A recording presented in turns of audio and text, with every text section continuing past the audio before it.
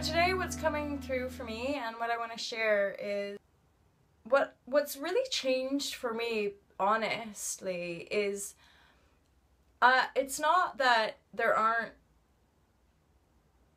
challenges. It's not that there aren't ups and downs. It's the fact that I'm able to move through those ups and downs with a sense of balance and grace more easily. And I am consciously aware of disciplining my mind to think in a way that feels good to me.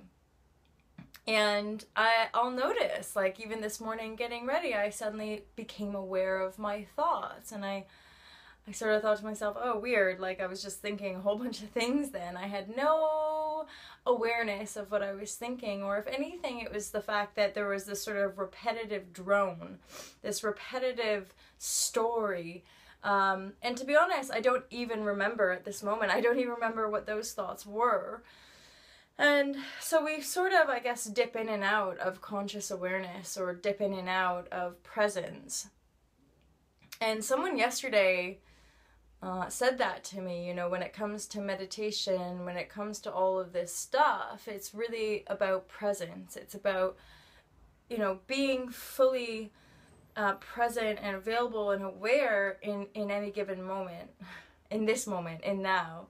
And it's something, because we're all so conditioned and trained to use our minds in a certain way, it's often easier for us to talk about stuff and to think about stuff and to think we know something. And in fact, what we're not doing is actually embodying it. We're not present. We're not really physicalizing that mental understanding of any given thing. So I find that's often a transition for people. So when people are expanding and people are adopting new belief systems about their reality, they often move through this transition where initially there's people resisting them in their lives. So there's people putting barriers up, people saying, no, no, no, no, no, you can't do that, you can't think like this. And then you move through where you have people around you who are saying, well, you know, people can say it, but they're not really practicing it.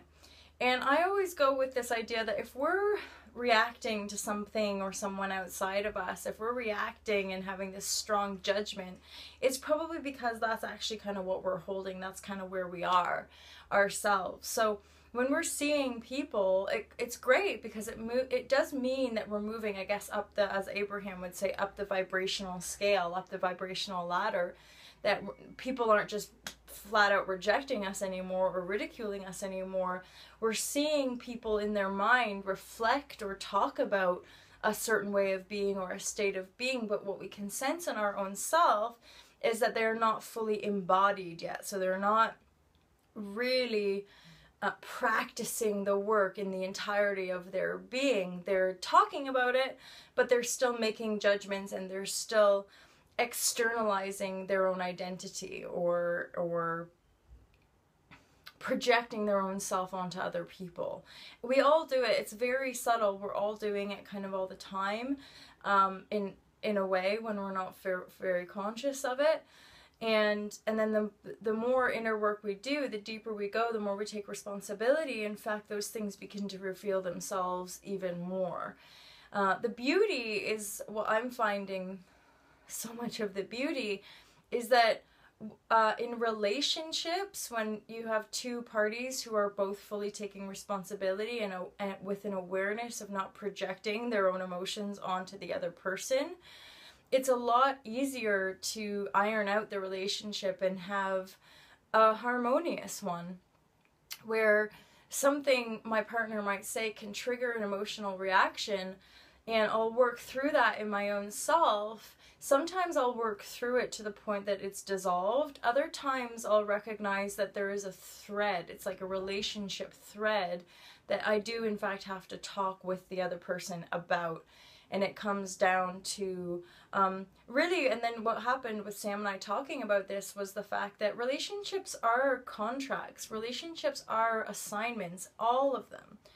All of our relationships are contracts and assignments on some level, or vows or promises, you know. So we're continuously working in tandem with one another, but from our own sort of where our compass is directed. So if you believe in happy, harmonious, long-lasting relationships, then you can absolutely create that. But of course it requires taking responsibility for how you're feeling and your own authentic desires of what you want in a relationship. And it's the same with the other person. And so long as you're both, as long as I think there's a harmonious energetic exchange between two parties in a relationship, then you're good to go. As soon as that scale kind of comes off its kilter, then that's when I think people tend to drift apart, or inherently there's something we're seeking within, which means that it's going to take us down a slightly different path and bring us into new relationships with different types of people. So I just wanted to express that, and I guess it's something to do with these vlogs and when I first came out, and I was still projecting this idea of like, you know, you have to know stuff, you're sharing your values and yada yada with people, and people want answers and all this kind of stuff. And to me, it's kind of coming away from all that and honestly expressing like, I only know what I know within my own self in any given moment, and it fluxes and it fluctuates and it changes. And I really want to get through this idea that it's not about idol worship. It has nothing to do with finding someone or something outside of you who's going to give you all the answers, who's going to show you the way. The way is within you. The way is within every single individual as a unique expression of divine life force, or eternal divine life force. You know, you are your own answers. You are your key. Every single individual. I truly believe that we can guide, we can support, we can love one another, but we're not really here to fix anything, and we're not really here to show people, you know, the way, show people the answers. It's more about, you know, you lead by example, and by that example, by that clarity, by that purity, by that love, you inspire that interconnection in others. And that's how movements spread, ultimately. Authentic expression then inspires that same expression in other people. So I hope you've enjoyed. Have a wonderful day. Om, peace, peace, peace. Take care. All to love. All to love.